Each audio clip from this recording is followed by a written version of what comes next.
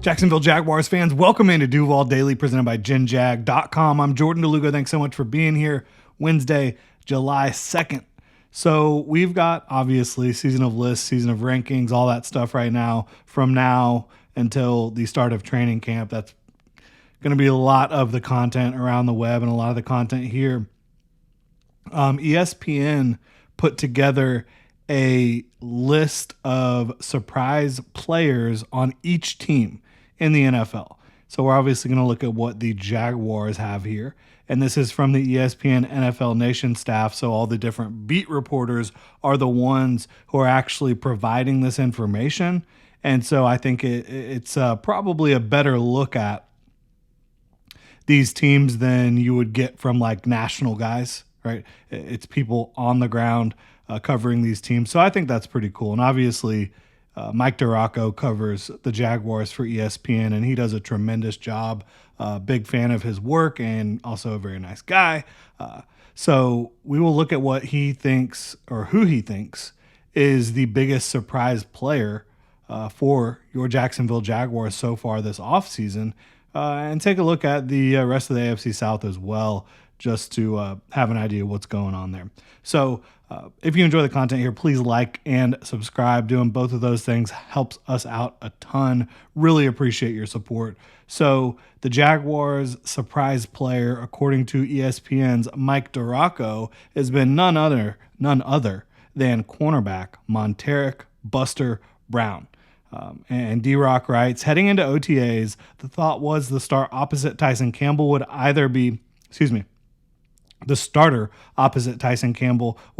rookie Travis Hunter or second-year player Jarian Jones, who played well at the nickel at the end of his rookie season. Defensive coordinator Anthony Campanile favors playing a lot of zone coverages, which Jones said he never played in high school or college, so he's still learning, and the Jaguars are still working through just how many defensive snaps they will be able to get out of Hunter.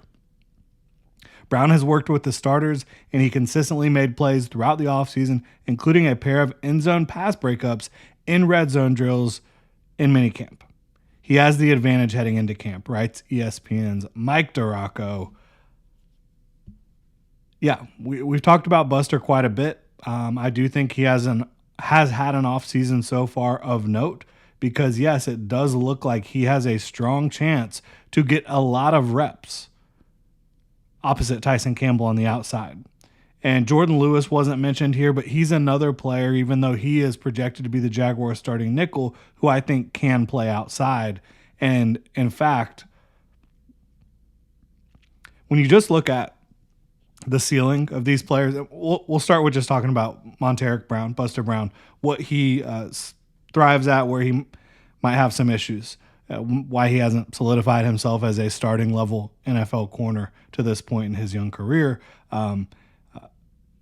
He simply just does not have a lot of speed at the cornerback position. And yet, compared to your average, even college corner, he's a good athlete. But compared to all these starting corners in the NFL, he simply does not have the athletic tools, the gifts to be a high-end corner and to match up in man coverage against players like Brian Thomas Jr., Nico Collins, Michael Pittman, Josh Downs, etc. The list goes on, right? But the key here is that Anthony Campanile favors playing a lot of zone coverages. And you've heard that from Liam Cohen, that they want to have a vision zone defense, like eyes in the backfield, eyes on the quarterback, zone style defense, which I think does fit Buster Brown's skill set a good bit. I think it also fits Tyson Campbell very well. I think Jarian Jones is smart enough to figure that out as well. And then I think, Jordan Lewis, obviously the veteran coming in at nickel, who I do think has, not what the Jaguars are going to do, because it does look like right now, outside of Travis Hunter, Buster Brown is in line for the most snaps outside, other than Tyson Campbell, right? Tyson Campbell's obviously starting. Who is going to have the most reps outside at corner, not named Travis Hunter or Tyson Campbell? I do think right now, as Mike DiRocco wrote, Buster Brown has the advantage heading into camp. I would argue the Jaguars might be better served rethinking that. Even though I think Buster Brown has a better skill set for zone defense, and he plays hard, he plays tough, he plays physical. I think he's a smart player. I just don't think he has the juice.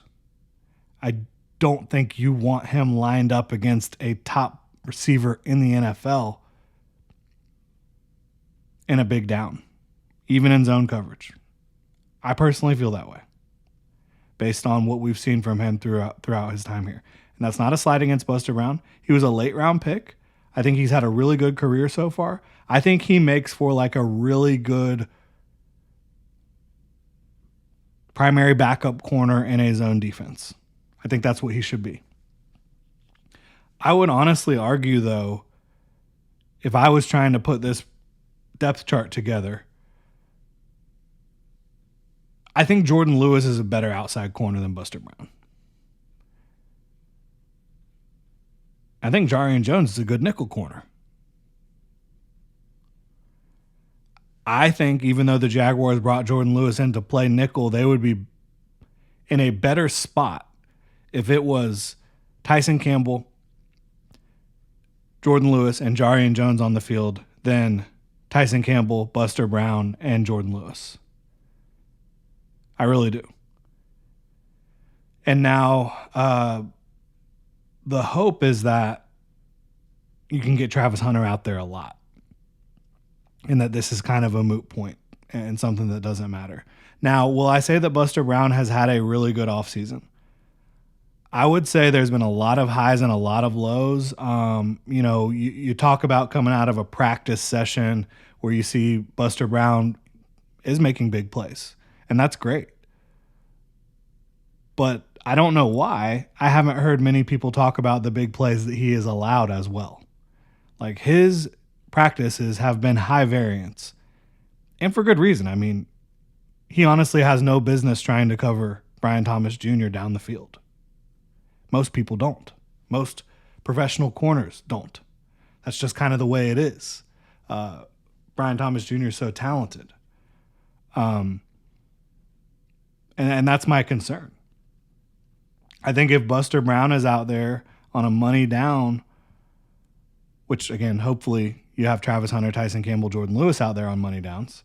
But if Buster Brown is out there on a money down, and yeah, maybe he's not lined up against the number one. Maybe you're not in man coverage.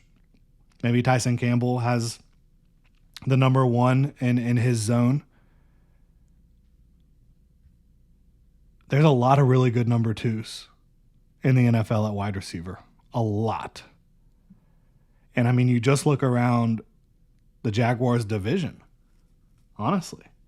Do I want Buster having to be responsible for trying to slow down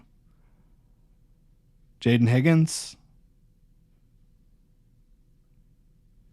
The other Iowa State rookie for Houston, who is an unbelievable athlete and tough football player. He's also a Jaden, I believe. Do I want him against Michael Pittman or Josh Downs or Alec Pierce or Adonai Mitchell? Do I want him against Calvin Ridley or Tyler Lockett or some of the young guys that the Tennessee Titans have added? I don't. I really don't. I think Buster Brown, his role in the NFL should definitely be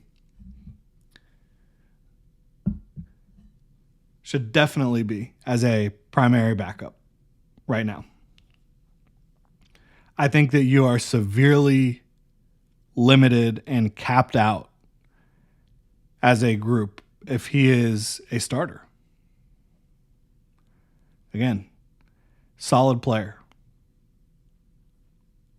I don't think you're winning in the playoffs against some of the... I mean, think about the playoffs. Think about who you're going to have to face. Lamar Jackson, Josh Allen, Patrick Mahomes, And those guys have more weapons now than they have had in recent years. I just don't see that being a path to success. I really don't. My goal would be to have Travis Hunter on the field as much as possible. And I know you have to manage it. It's going to be a delicate balance that no one has ever done really before in the NFL, at least not in the modern era. But I would want it to be Tyson, Travis, and Jordan on the field as much as possible. I would want Jarian on the field more than Buster. So we've got some focus issues going on here. It's getting a little dark outside. And that's just how I see it. We'd love to know what y'all think in the comment section below. And if you enjoy the content, please like and subscribe. Y'all have a good one.